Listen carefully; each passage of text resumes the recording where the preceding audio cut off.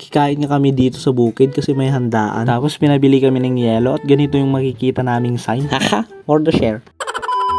From this moment ay tanghali na gutom na kami ng jowa ko kaya kikikain kami for today's video. Sakto may handaan sa bukid kasi birthday ng uncle ng jowa ko, asawa ng kapatid ng mama niya. For the share, magluluto na lang sana kami ng panghapunan namin kaso wala kaming mailuto. Kaya pumunta na lang kami makikain, imbitado naman kami. Ay yung jowa ko lang pala. Kaya ayan, dito banda ay medyo naligaw kami. Parang niligaw kami ng San Telmo. Pero hindi kami naligaw kasi may sinusundan kaming ingay ng video okay. Dito nga ay nakarating na kami at pagbungad namin ang daming nakatayong alak pero hindi tayo iinom kasi malayo pa yung uuwian natin, baka magtugki-tugking tayo sa daan. Sayang naman ang future pag gano'n nang dahil lang sa alak. Buwaba muna kami dito kasi nagluluto pa lang sila ng uulamin at nakita namin sila uncle na nakahuli ng hito dito sa malawak na fish pan na to. Wala nga akong magawa kaya naglaro-laro muna ako dito, nag-feeling bata.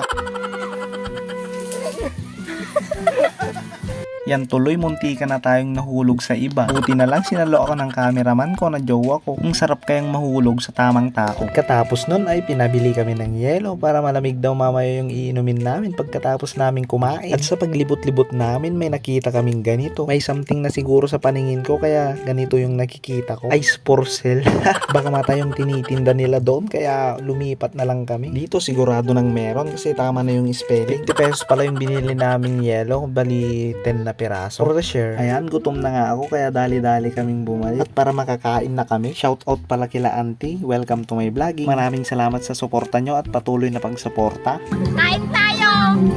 Niyaya akong kumain ni ate kaya kumain na kami. Ay sus, yung mga ganitong birthday yan, pag niyaya nyo ako, pupunta agad ako. Sayang naman yung pagkain. Blessing na yun, di ba? Pagkatapos namin kumain, nag-request kami ng kakanta. Ipapadinig nga pala namin yung malalamig naming boses.